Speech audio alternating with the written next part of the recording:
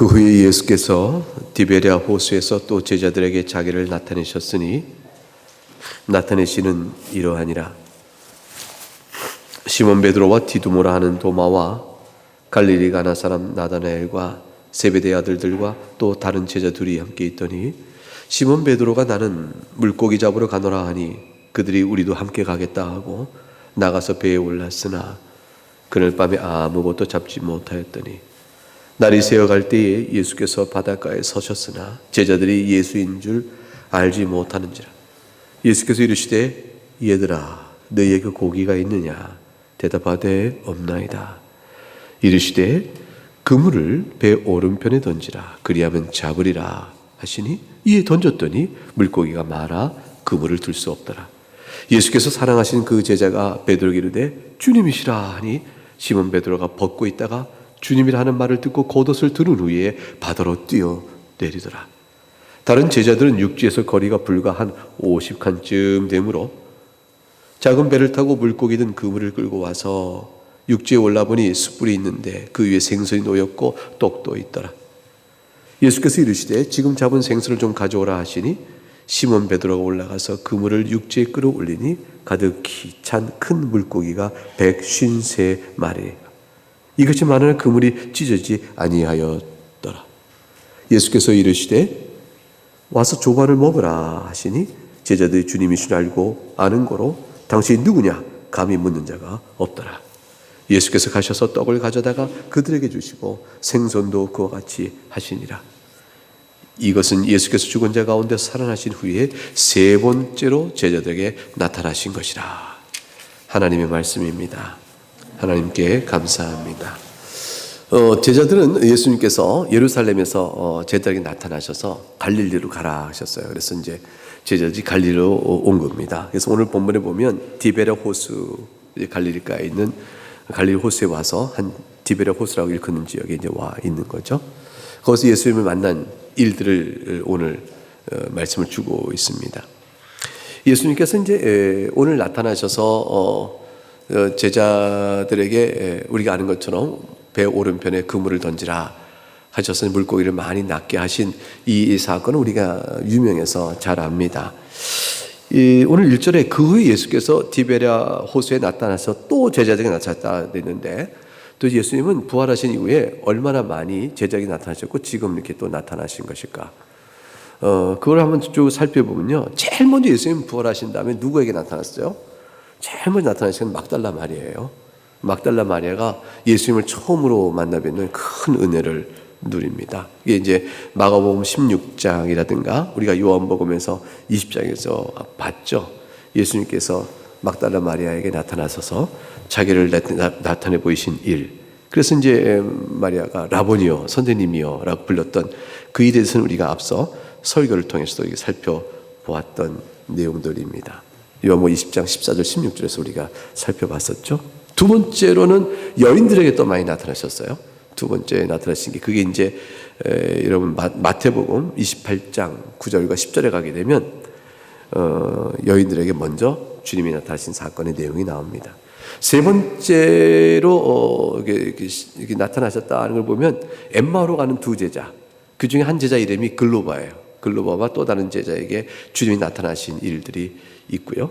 그리고 그 누가복음 이제 그 24장에 나와 있죠. 24장 13절과 35절에 있는데 그 이야기 속에 시몬 베드로에게 주님께서 한번 나타난 사건이 누가복음 24장 34절에 또한 나와 있고요. 그것이 이제 고린도서 15장에는 예수님의 부활을 말하면서 게바에게 보이시고 12제자에게 보이시고 또 500여 명의 형제에게도 보이셨다 이렇게 말하고 게바 개인 즉 시몬이죠. 즉 베드로예요. 베드로에게 나타났던 사건도 말씀합니다. 그리고 나서 이제 우리가 도마 얘기 알죠? 도마가 없을 때 제자들에게 탁 나타나신 사건이 있었어요. 그리고 그 다음에 또 도마가 있을 때 주님께 또 나타나시죠. 요한복음 20장에 다 나와 있는 내용입니다. 여기까지 내용이 다 예루살렘에서 있었던 일이에요. 예루살렘 지역에서. 그런데 이제 예수님께서 갈릴리로 이제 제자를 보내셨어요. 근데 이제 갈릴리 바다에서 나타난 첫 번째 기록된 사건이 오늘 본문입니다. 요한복음 21장 1절부터 14절에 나와 있는 본문, 디베리아 바다 갈릴리 호수의 한 부분이에요. 거기를 나타난 거고, 그 다음에 이제 갈릴리 지역에 있는 한 산에서 주님께서 가서 내가 너에게 가르친 모든 것을 가르쳐서 제자를 삼으라 이렇게 말씀하신 세례를 주고 제자 삼으라는 말씀 나오잖아요. 그게 갈릴리 지역이에요. 그러니까 오늘 하고 다음 주에 보게 된 요한복음 21장에 이 사건을 지나고 난 다음에 예수님께서 갈릴리에 있는 한 산에서 우리가 알고 있는 제자 삼으라는 그 유명한 말씀, 하늘과 땅과 모든 것을 아버지께서 내게 주셨으니 너희는 가서 제자 삼으라 하신 말씀의 내용이 이제 마태복음 28장에 나오는데 그게 갈릴리 지역에서 있는 내용입니다. 그리고 난 뒤에 주님께서는 승천하시죠. 그 이제 누가복음 24장에 나온 내용이고요. 그리고 사도행전 1장에 주님의 승천 사건이 쭉 나오게 됩니다. 그런 내용으로 쭉 이어져요. 그러니까 오늘은 지금 예루살렘에서 주님께서 부활하고 나타나시다가 이제 갈릴리 지역으로 제자를 보내시고 거기서 제자들과 만나는 사건이고 그 다음에는 마태복음 28장에 주님께서 지상 명령 주신 내용이 이어져 나온다. 그런 형편을 이제 머릿속에 두시면 대략적인 흐름을 볼 수가 있습니다. 오늘 이제 주님께서 만나게 된 제자들은 대충 7명 정도 되죠. 2절에 보게 되면 시몬 베드로를 만나고요. 그리고 이제 도마를 다시 만나게 되고 그 갈릴리 사람 나다나엘을 만나게 됩니다. 나다나엘은 아마 12사도 가운데 한 사람이라면 바돌로메가 아닐까 추정을 합니다. 그 다음에 이제 세베대의 아들, 이게 누구예요? 야고보하고 요한이죠. 이렇게 이제 있고, 그 다음에 이름이 밝히지 않은 두 제자 해서 7명을 주님이 이제 만나게 됩니다. 3절에 보니까 시몬 베드로가 나는 물고기 잡으러 가노라 이렇게 얘기했어요. 이것이 이제 흔히 많이 오해되기를 물고기에 이제 베드로가 물고기 잡으러 간다니까 예수님 십자가에 죽으시니까 완전히 낙심하고 절망해서 이젠 나는 이제 볼 것 없다. 이제 뭐 하겠나? 옛 직업 돌아가서 어부나 돼야겠어. 라고 다시 예수님 따라다녔던 제자로서 사도로서의 모든 소명을 다 버리고 그냥 물고기나 그냥 잡으러 가는 세상 일로 돌아간 자처럼 이렇게 됐다. 십자가 때 낙심에 이렇게 됐다. 이렇게 생각이 나는데 그 정확한 정당한 해석이 아니에요. 제가 볼 때는 그렇지 않습니다. 베드로는 그런 게 아니에요. 그게 아니고 베드로는 지금 어떤 상황이냐면 지금 방금 말씀 쭉 드린 것처럼 예수의 부활을 봤다니까요. 베드로는 예수님이 십자가에 잡힐 때 비겁했죠. 3번이나 부인했습니다. 마음에 상처가 있어요. 자기 영혼에 괴로움이 있어요. 우리가 큰 죄의 상처가 마음에 있는 거죠. 베드로는 이제 용서받고 이거 회복되는 일들이 이제 있어야 되죠. 베드로는 예수님의 십자가의 죽음이 죄를 위한 죽음이라는 것을 압니다. 왜냐하면 예수님께 가르쳤으니까요. 내가 인자가 권한을 받고 내가 죄를 사러 왔다는 사실을 늘 가르쳤기 때문에 베드로는 예수님의 십자가 죽음이 죄 사함을 위한 메시아적 죽음이라는 사실을 이제 부활 사건 이후에 그는 베드로는 이제 정확하게 알게 되는 게 되어져요. 물론 베드로의 신앙적인 지식과 신학적인 모든 성경 해석은 나중에 예수님께서 계속적으로 가르쳐 주신 40일간에 즉 부활 후 40일 동안에 이렇게 나타나시고 갈릴리에 나타나시고 나중에 또 나타나셔서 성경에 기록되지 않은 그 예수님의 부활하신 나타나심은 베드로에게 계속적인 성경을 가르쳐 주세요. 주님이 죽기 이전에 행하신 말씀과 표적들과 또 부활하신 후에 제자들을 가르친 내용 전체는 베드로의 모든 성경에 대한 이해와 통찰과 신학적 지식이 굉장히 충만하게 성장하게 되어지죠. 베드로는 선포하는 말씀이 신과 성경을 막 해석하는 놀라운 일이 있어서 나중에 사도행전에 보게 되면 저자가 범인, 보통 사람, 어부인 자인 줄 아는데 저자의 학문이 왜 이렇게 높은가? 다들 놀라게 되는 이 말씀의 강론이 이루어지게 되죠. 주님이 성경을 쭉 보여주시는 것이죠.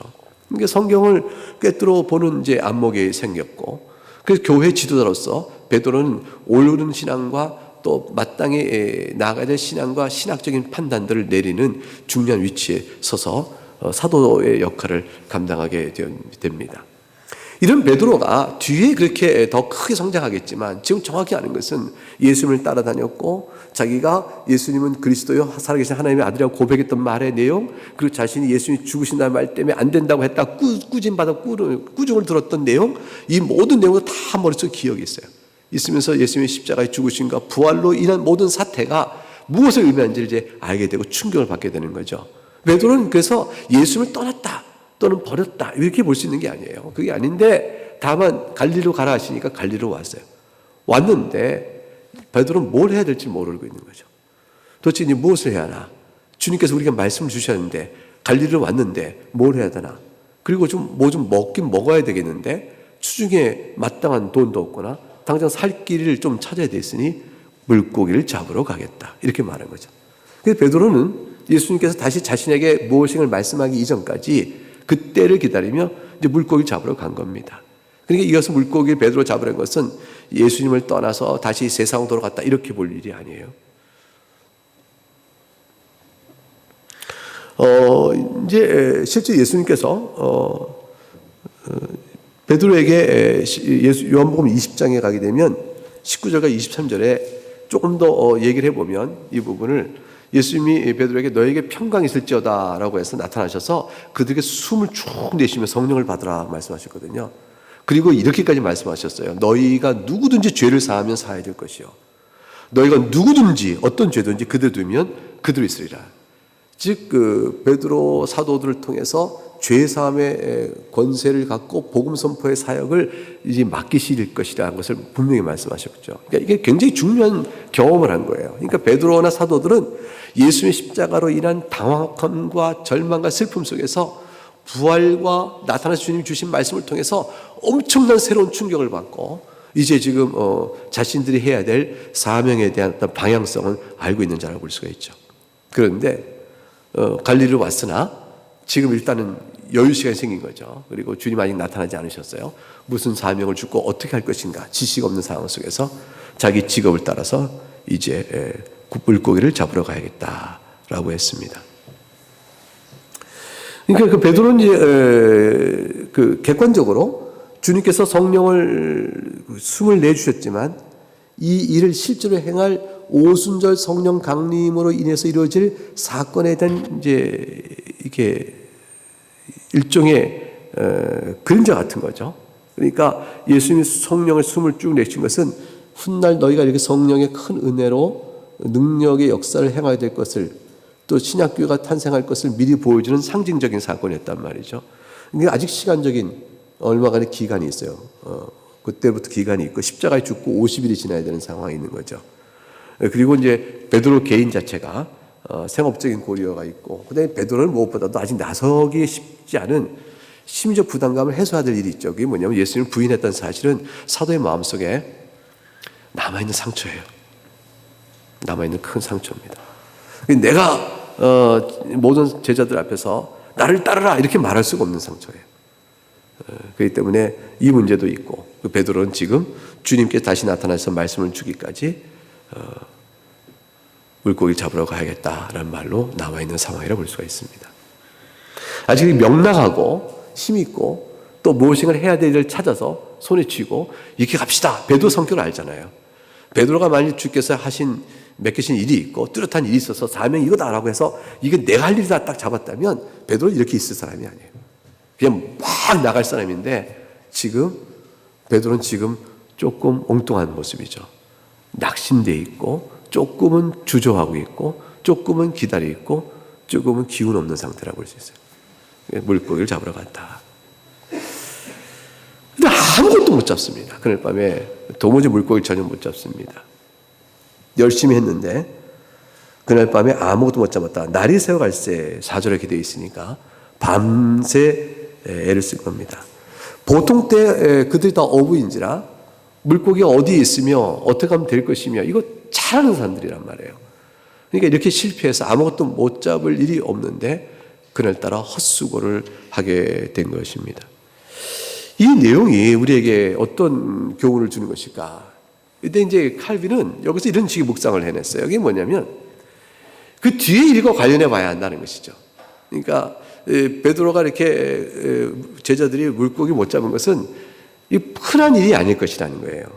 잡긴 잡죠. 많이 잡냐 못 잡냐 뭐 이런 것들은 있을 수 있지만 이렇게 한 마리도 못 잡는다. 아무것도 못 잡다 했으니까 이거는 굉장히 드문 일을 경험한 거예요. 그러니까 이상하리만큼 안 잡힌 거죠.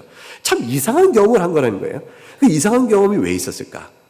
그 뒤에 있을 어떤 사건과 관련하여 저들에게 뒤에 경험할 사건이 어떻게 되는 인가를 더 잘 보게 하는 배경이 되어진다고 설명합니다. 그것은 무엇이냐면 주님께서 저들로 하여금 고기를 엄청 잡게 하잖아요.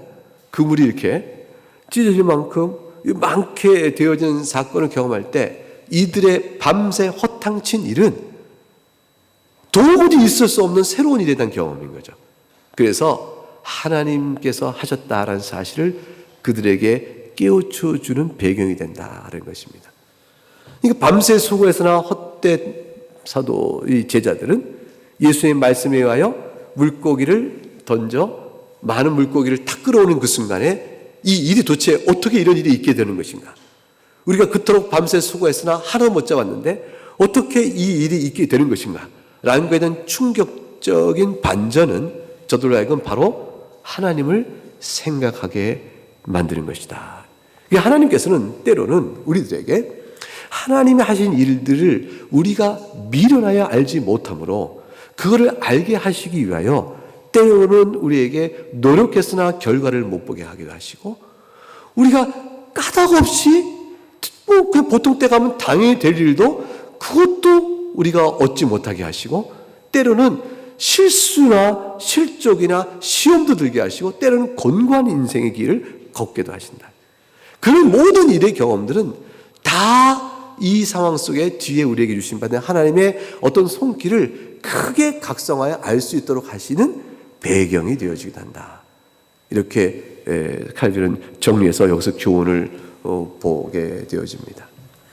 자신의 힘으로 아무리 애쓰고 고생을 할 만큼 다 했는데 어떤 결과를 못 보다가 순간 일이 탁 되어질 때 그것은 자신의 힘으로 이루어지니 아니요 그 배후에 그 무엇인가가 있었구나 라는 생각을 하게 될 경우 하나님을 보게 된다는 거죠. 그렇지 않으면 인간이란 말이죠. 타락해서 우리가 손을 대는 것마다 무슨 결과를 딱 보거나 나오게 되면 이건 내가 성실해서 이렇게 된 거야. 내가 이렇게 노력해서 됐지. 공을 자기에게 돌리게 되고 자기 능력을 과시하게 되어질 일이 있게 되는 거죠. 그렇게 되어지면 늘 남 앞에서 자신의 뭔가를 말하게 되는 거죠. 그렇게 하면 안 돼. 나처럼 해봐. 그건 틀렸어. 이렇게 해봐야 되지. 하고 자신이 하는 거죠. 자기가 이루어진 일이 하나님께서 행하게 해준 일인 줄을 모르고 말이죠. 제자들의 이 경험은 그래서 어떤 것을 보게 되냐면 우리가 아무리 수고해도 일의 결국은 주님께서 행하게 그 결과를 보도록 하지 않으면 그 어떤 일도 무익하며 이룰 수가 없다는 사실을 제자들은 깨닫게 되는 것이라 이렇게 되어집니다. 그러면 그 원리는 제자들이 앞으로 부름받아 해야 될 교회를 세워가는 사역과 맞물린 거예요. 그러니까 제자들이 앞으로 세워가는 교회 세우는 사역이 교회가 그냥 세워지지 않거든요. 세상은 교회를 무너뜨리려 하고 마귀는 음부의 권세는 교회를 무너뜨리려 하기 때문에 거기에 거슬려 싸워 세워가는 교회의 사역은 지난한 거예요. 너무너무 어려운 것이죠. 그 어려운 시험과 시련을 겪으면서 아무런 소득을 보지 못할 때, 단 한 명의 생명도 구하지 못하는 그 시련이 있을 때라도 오늘의 이 사건은 하나님께서 하신다. 주께서 원하시면 언제라도 한 명의 고기를 하나도 고기를 낚지 못해도 주께서 원하시면 언제라도 그물이 찢어지게 구할 수 있는 것이다. 부흥의 때는 있다는 거예요. 주께서 원하시면. 그러므로 우리가 낙심할 것이 아니라는 것이죠. 그러므로 지금은 부흥의 때가 아니기 때문에 하나님 우리를 버리셨는가? 우리의 수고를 모르시는가? 이렇게 하여 캄캄한 암흑처럼 절망 속에서 낙심하고 있을 때 과거에 주님께서 부흥을 주신 때를 기억하면 장래도 부흥이 있을 거를 볼 수 있는 것이죠. 한국 교회가 왜 이런가? 어떤 여러분의 마음에 절망의 눈물이 있다면 좋은 때를 생각해 보시면 돼요. 주님께서 우리 한국에 은혜를 줬던 1907년에 그 놀라운 은혜 때, 부흥의 때, 그것도 잠깐이었어요, 잠깐. 그런 은혜 때. 그러나 말씀을 들어 그냥 이틀을 걸어왔던 믿음의 사람들, 3일 길도, 일주일 길도, 말씀 사경회를 따라서 자신이 보따리 지고 왔던 믿음의 우리의 조상들. 하나님 말씀 앞에 자꾸 교회가 모였던 그런 때들. 그때는 정말 다른 거 없었어요. 다른 거 없고 일주일 사경에 가면 일주일 동안 책 한 권 떼는 거였어요. 그냥 성경 말씀 풀어가면 성경 한 권 떼는 거였죠. 그래서 그 말씀에 감동받고 취했는데 그런 때가 하나님 주신 때가 있어요. 그럴 때가 있어서 사실 지금 교회를 오늘까지 하나님 은혜로 왔는데 지금도 사실 엄청 부흥을 하고 있는 때죠. 한국 교회가 어찌됐건 간에 지금 교회가 자꾸 위축되어지고 교인이 줄어들고 있고 지금 400만, 600만, 많이 본 사람 600만 보고요.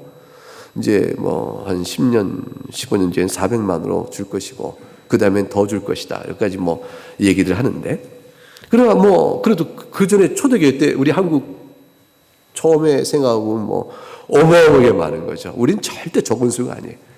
한국의 전체에 비해서 교인 수가 줄어든 것이 마음 아프지만 적어도 예전에 비해서 우리는 여전히 많은 수예요. 예전에 비해서 여전히 많은 수인데 여전히 우리가 어떻게 믿고 있냐가 중요한 거예요. 우리가 주의 앞에 어떻게 서 있냐가 중요합니다. 우리 교회는 지금 하나님 앞에 어떠한가? 이게 중요한 거죠. 주님께서 따라서 사도들은 자기 사역을 행하면서 그 길 속에서 봤어요.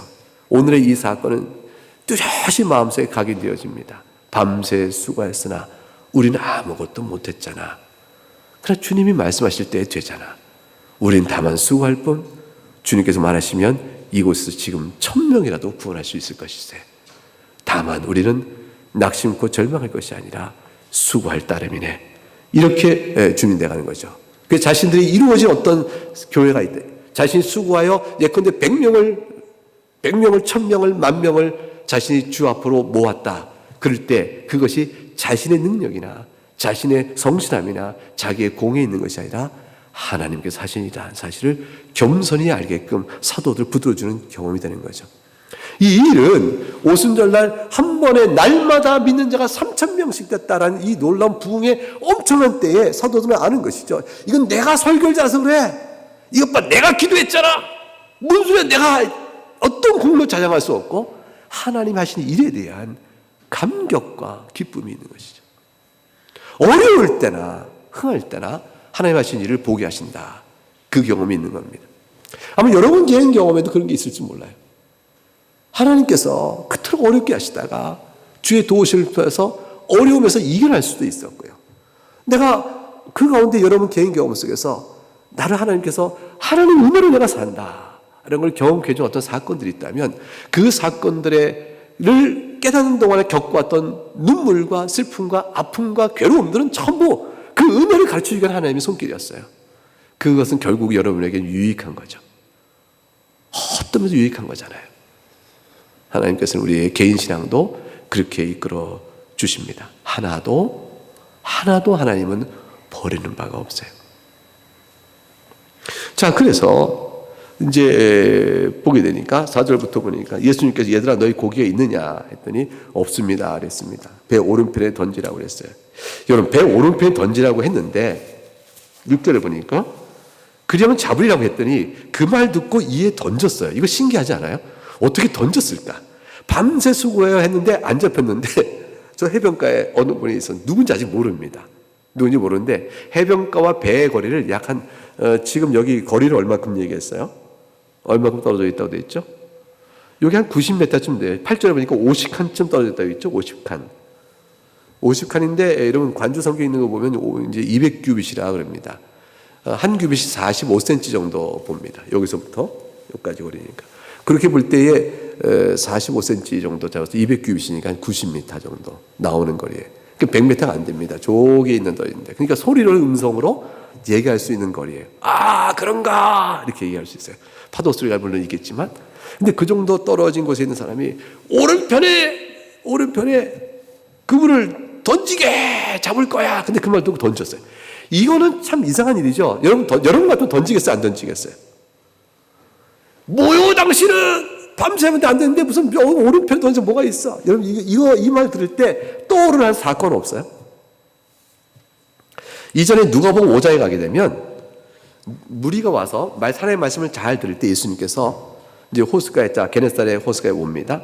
배 두 척 있는 걸 딱 봤는데 하나는 이제 시몬의 배였어요.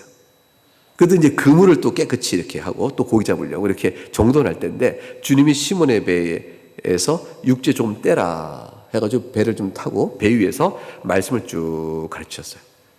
그러고서 이제 예수님이 시몬에게 말했죠. 시몬아, 이제 너는 깊은 데로 가서 고기를 잡아서 그물을 내고 고기를 잡으라. 근데 시몬이 보니까 조금 그런 거예요.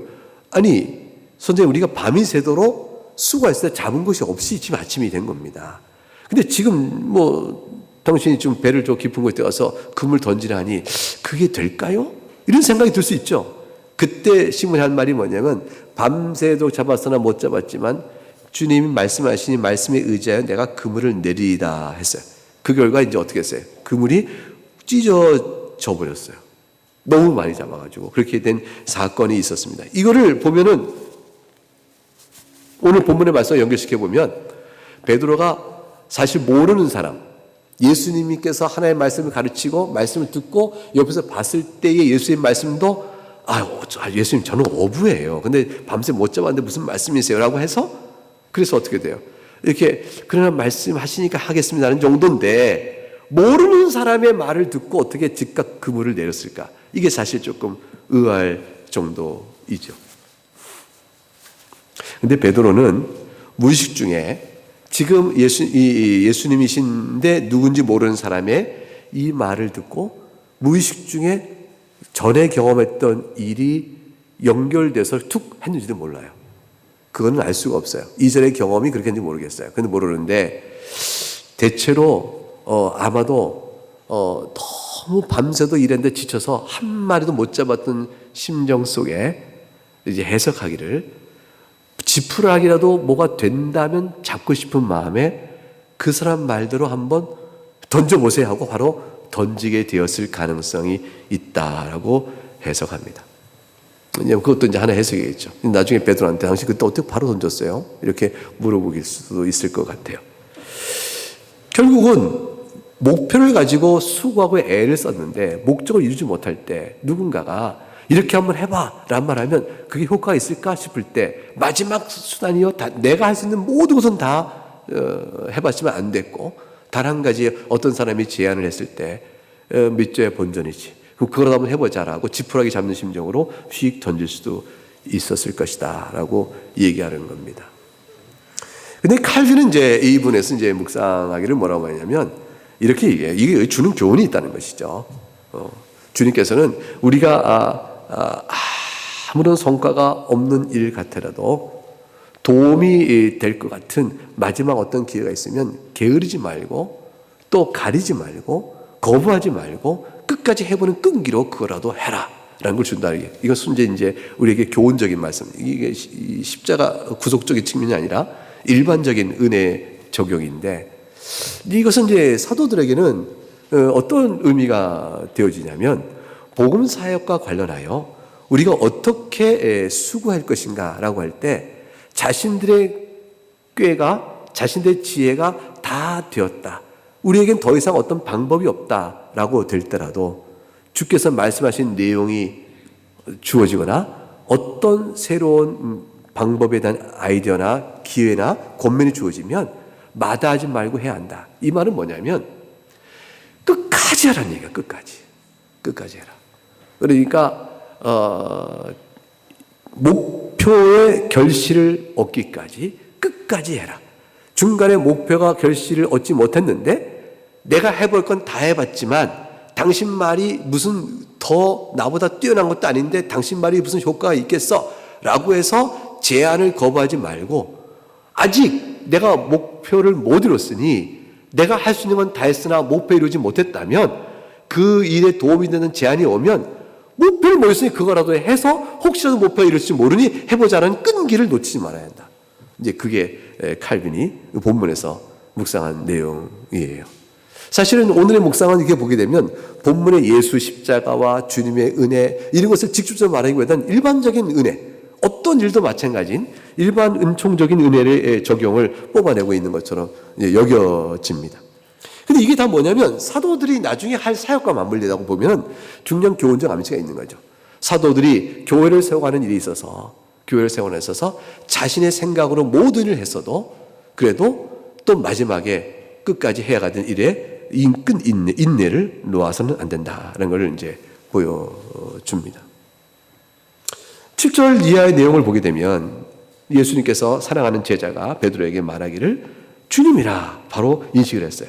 어떻게 이 주님 사랑하는 제자는 누구냐면 요한이에요. 이 요한복음 쓴 요한입니다. 요한이 어떻게 주님의 영을 바로 알아낼 수 있었을까요? 그거는 일의 충격이죠. 왜냐하면 물고기에 많아 그물을 들 수 없었던 6절의 사건은 바로 요한에게는 이거는 주님이시라는 사건을 바로 인식이 가도록 했습니다. 이 말씀을 듣고 나서 주님이라는 말을 듣고 베드로가 바로 겉옷을 두른 다음에 바다로 뛰어내렸습니다. 여러분 생각해 보세요. 이 두 가지 대조 사건인데 이게 바로 요한과 그 다음에 베드로를 비교합니다. 요한은 머리가 빠르고 베드로는 몸이 빠르다. 이게 옛날 초대교회 때부터 사람들에게 우스개처럼 얘기되어 온 거예요. 그래서 요한은 이해력이 빠르고 지혜롭고 이해력이 빠르며 베드로는 그냥 행동이 빠르다. 그래서 요한과 베드로가 같이 있어야 한다. 그런 얘기를 하는 거예요. 요한은 무엇을 해야 할 것인지를 분별하는 일에 지혜로운 자요. 그러나 그 일을 듣고 그 일이 이루기게끔 행하는 자는 베드로니 교회를 세움에 있어서는 요한만 있으면 되지 않고 베드로도 있어야 하며 베드로만 있으면 안 돼요. 베드로만 있으면 어떻게 좌충우돌 될 거 아니에요. 그러니까 요한이 있어야 한다. 요한과 베드로가 싸우면 어떻게 될까요? 교회는 안 된다. 그러므로 요한과 베드로가 서로 협력하여 교회를 세워야 한다. 주께 세운 교회는 과연 요한과 베드로를 통해서 세우셨다. 이렇게 얘기하는 그런 그 초대교회 때부터 두루 돌아다니는 말이 있는데 요 본문을 기초로 그 말을 끌어내요. 항상. 여러분은 요한입니까? 베드로입니까? 자기는 어떤 것 같아요? 각각 자기를 생각해 보세요. 나는 요한인가? 나는 베드로인가? 여러분이 요한이든 베드로든 서로 화평하게 교회를 세워가는 일에 협력해야 합니다. 그래서 이제 8절에 보니까 한 50칸쯤 되는, 즉 한 90m 되는 쪽에서 작은 배를 타고 다른 제자들은 왔습니다. 물고기에 든 그물을 끌고 이제 오게 됐습니다. 육지에 올라와 보니까 9절에 숯불이 있습니다. 그리고 그 안에 생선이 있고 떡도 있습니다. 누가 준비한 걸까요? 누가 준비한 거죠?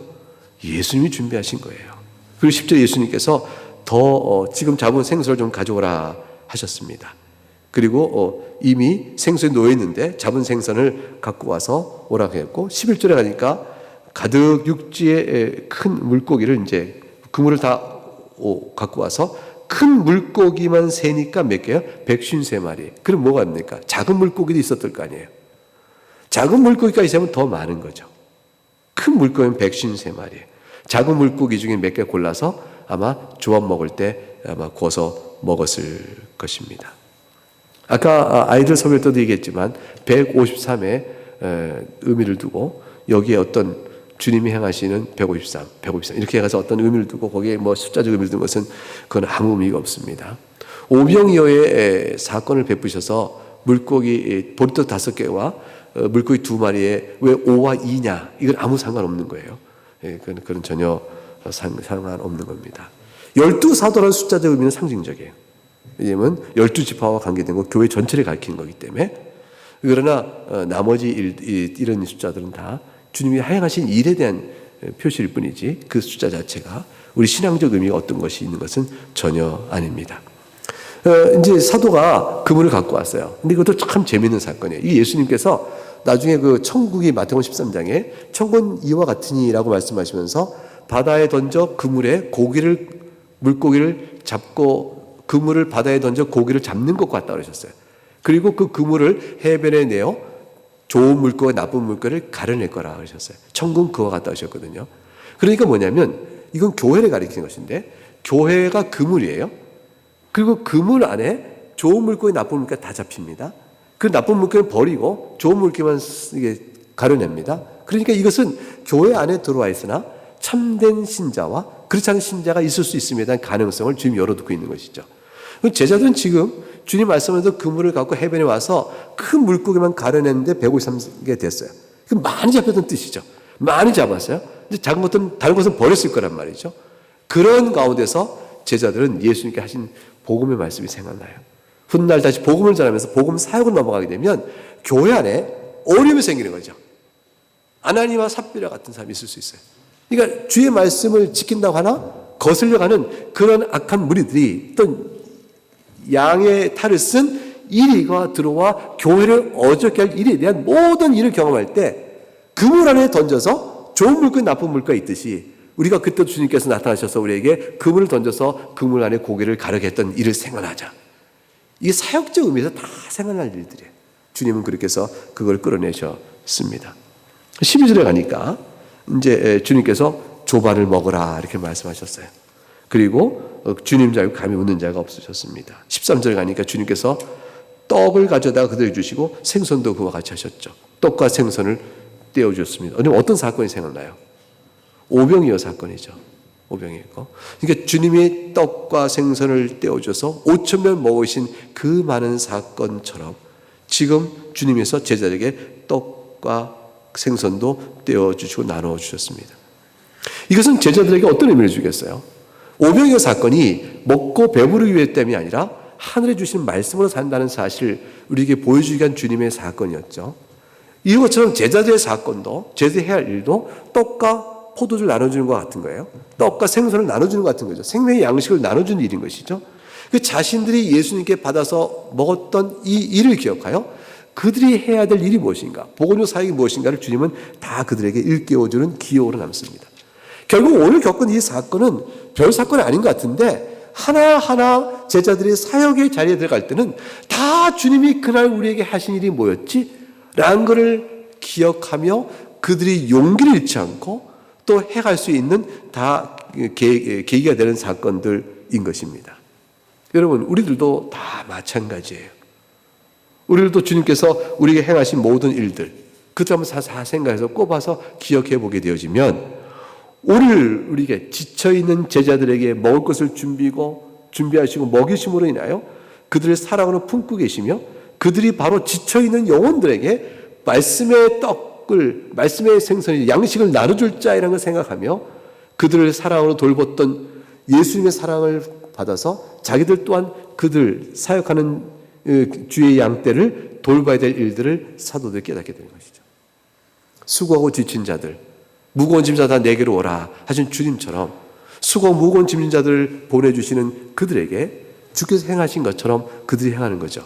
오늘 이 경험은 자신의 사역 안에서 직접적으로 최근에 만나게 되는 특별한 사건들로서 그대 사역의 경험이 되어지는 중요한 간증이요 체험들을 주께 주신 것이라 볼 수 있어요. 이거 주님 배려예요. 주님이 사랑으로 하신 겁니다. 그냥 나타나셔서 제자들이 하신 사건 가운데서 그냥 까닭없이 한 것이 없는 거죠. 이 모든 일을 통해서 주님은 이들을 통하여 세워나가십니다. 저들은 연약했으나 주의 도움으로 세워졌고 주의 도우심을 받은 그것을 경험으로 삼아 저들은 아무리 힘들고 어려운 사도의 길을 갈 수가 있었고 그 길을 통해서 교회는 세워져 왔고 교회에 속한 모든 성도들도 그 가르침과 그 경험들을 계속 배워가면서 그 주님 앞에서 믿음의 길을 살아갈 수가 있게 되어진 것입니다. 오늘날 한국교회가 세워질 때까지 전 세계 선교교회가 다 그런 것처럼 얼마나 많은 고난과 눈물의 사역 속에서 왔을까요? 그러나 하나님께서는 교회를 지키고 오늘까지 이끌어 오신 겁니다. 각각의 성도 한 사람 한 사람도 그렇게 우리 인생을 붙들고 계신 것입니다. 여러분의 삶 속에서 하나님의 은혜를 경험했던 일들을 잘 생각하시고 또 이렇게 조반을 차려 먹이시는 주님의 손길을 생각하며 그 부드러운 음성과 인도하심에 여러분 영혼과 마음을 맡기시고 살아갈 수 있기를 바랍니다. 14절의 맨 마지막에 세 번째로 나타나시는 세 번째라는 것은 아까 처음에 모두에 말씀드렸던 100가지 사건도 따지면 이 21장 1절에 나온 이 사건은 7번째 있는 사건입니다. 근데 왜 세 번째일까? 신학자들은, 성경학자들은 생각하죠. 첫째, 하루에 다 일어난 일은 다 빼고 그날 있었던 일을 한 번, 몇 개 사건이 있다 할지라도 그날 있었던 걸 한 번 이렇게 따지면 지금은 세 번째 날의 경험이기 때문에 세 번째다 이렇게 해석한 사람도 있고 또 어떤 사람은 시몬이나 막달라 마리아에게 개인으로 나타나거나 몇몇 사람이 나타난 건 말고 집단적 그룹으로 주님이 나타나신 사건만을 말한다 할 때는 세 번이다 이렇게 설명하기도 합니다. 어찌됐건 이 주님은 제자에게 부활할 때 나타나셔서 오늘 보신 교훈과 같은 말씀을 우리에게 해주셨습니다. 이 말씀이 여러분에게도 적용점을 찾고 또 은혜의 말씀이 될 수 있기를 주의 이름으로 축복합니다. 이제 함께 찬송하겠습니다. 찬송은 찬송가 337장